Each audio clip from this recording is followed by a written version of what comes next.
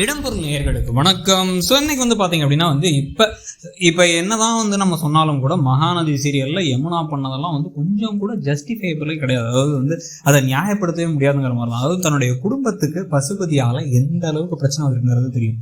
அதாவது சும்மா வாய்க்கா தகராறு, சின்ன சொத்து தகராறுங்கிற அளவுக்கு கிடையாது.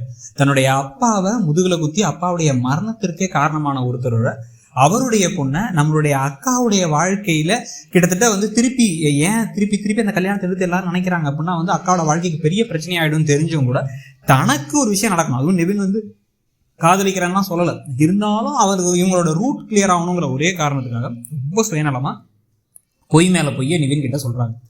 ஸோ பொய்ய சொல்லி இப்போ என்ன பண்ணிட்டாங்க அப்படின்னா எப்படியோ அஜயும் அவங்க சித்தப்பாவும் அவங்க இவருடைய விஜயுடைய சித்தப்பாவும் வரல, அன்பும் வரல அப்படின்னு சொல்லி நம்ப வச்சுட்டாங்க. அதை நம்பி இந்த சமயத்தில் ஏதோ கால் வந்துச்சுன்னு வேற இந்த பக்கமாக நகர்ந்து நிவின் போக அந்த சமயத்தில் அஜயும் அன்பும் வந்துடுறாங்க. வந்த உடனே என்ன ஆயிடுது அப்படின்னா அவசரமாக ஐயர்கிட்டையும் நீங்கள் பாருங்க ரொம்ப நேரம்லாம் இழுக்க வேணாம், இந்த கதையை இழுத்து நீங்கள் பேசாமல் மந்திரத்தெல்லாம் ரொம்ப நேரம் சொல்லி அதுக்குள்ள லேட்டாகி யாராச்சும் தடுத்து நிறுத்திடுவாங்க அப்படின்னு அவ்வளோ பயத்தில் அந்த கல்யாணத்தை டபக்குன்னு பண்ணிடுறாங்க. ஸோ ராகினி கழுத்து அஜய் தாலியை கட்டிடுறாரு. கல்யாணமே நடந்து முடிஞ்சிருது. கடைசி நிமிஷத்துக்கு பண்ணி அஜய் நிவின் நிறுத்துவார் அப்படின்னு பார்த்தா அது நிறுத்தவே இல்லை.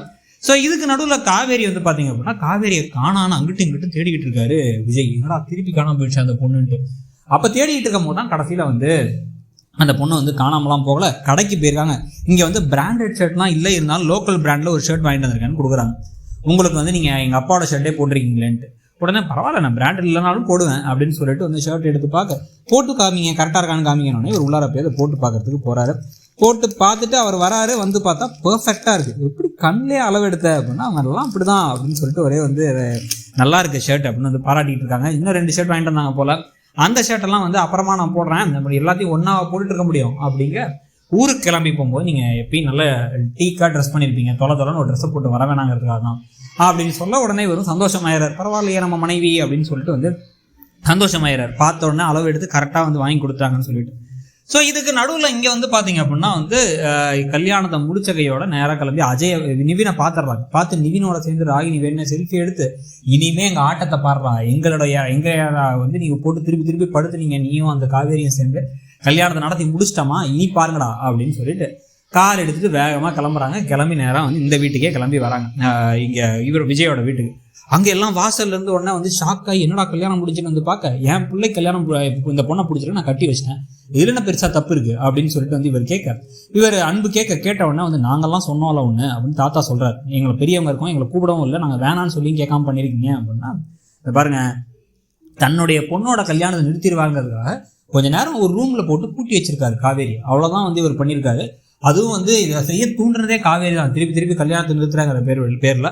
அதனால இதில் ஒன்றும் தப்பு கிடையாது. இப்போ இந்த கல்யாணம் முடிஞ்சிருச்சு, இனிமேல் இவ தான் என் மருமக, இந்த வீட்டோட இன்னும் 2வது மருமக அப்படின்னு சொல்லும் பொழுதே கட்டுப்பாயிட்டார் தாத்தா. நேராக உள்ள கிளம்பி போயிடுறாரு, கோவமா கிளம்பி போயிடுறாரு. இவரும் பசுபதி வேணும் நக்கலாலாம் பேசிட்டு இருக்காரு. இப்போ இந்த பக்கம் யமுனா எதுவுமே தெரியாத மாதிரி அப்பாவி மாதிரி நின்றுட்டு இருக்காங்க. அங்கே மொத்தமாக எல்லாரும் குமரன்லேருந்து கங்காலேருந்து எல்லாரும் நின்றுட்டு இருக்காங்க, லைனில் நின்று பார்த்துக்கிட்டு இருக்காங்க. பார்த்துக்கிட்டு இருக்கும் பொழுதே அடுத்து ஒவ்வொருத்தங்களே கூப்பிட்றாங்க. கொடைக்கானல் ரிசப்ஷன் இருக்குங்கிறாங்க.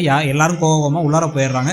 போனதுக்கு பிறகு தான் பார்த்தீங்க அப்படின்னா இப்போ வேணும்னே கங்கா கிட்டையும் குமரன் கிட்டையும் வம்பெடுக்கிறாரு பசுபதி. இனிமேல் உங்களுக்குலாம் நான் யாருன்னு காமிக்கிறேன்டா, என் பொண்ணு வந்தாச்சு, இனிமேல் இந்த வீட்டில் எனக்கும் உரிமை இருக்குது, நானும் இந்த வீட்டோட சம்மந்தி அப்படின்னு பேச ஆரம்பிக்க உடனே குமரன் செம கடுப்பாயிட்டார். குமரன் எதுக்கு சும்மா நின்றுட்டு இருக்க அப்படின்னு சொல்லிட்டு அவர் இவரும் கோவப்பட, உடனே அவரும் கோவப்பட, கங்கா மரியாதையை பேசல மரியாதை கேட்டுரும் அப்படின்னு பசுபதியை திட்ட, உனக்கு ஒரு நாள் இருக்குடா அப்படின்னு ஒரு குமரனை பார்த்து பசுபதி சொல்றாரு. அதைத்தான் நானும் சொல்றேன், உனக்கு ஒரு நாள் இருக்குடா, பேசிக்கிட்டே இருந்தா வாய் நீளாது கையே நீடும் அப்படின்னு குமரன் சொல்லிடுறாரு.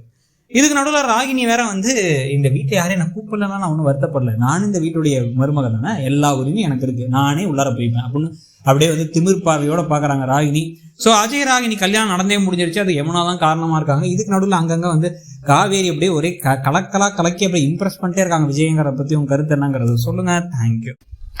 இடம்பொருள் நேயர்களுக்கு வணக்கம். ஸோ இன்னைக்கு பார்த்தீங்க அப்படின்னா இப்போ என்னதான் நம்ம சொன்னாலும் கூட மகாநதி சீரியலில் யமுனா பண்ணதெல்லாம் கொஞ்சம் கூட ஜஸ்டிஃபைபிளே கிடையாது.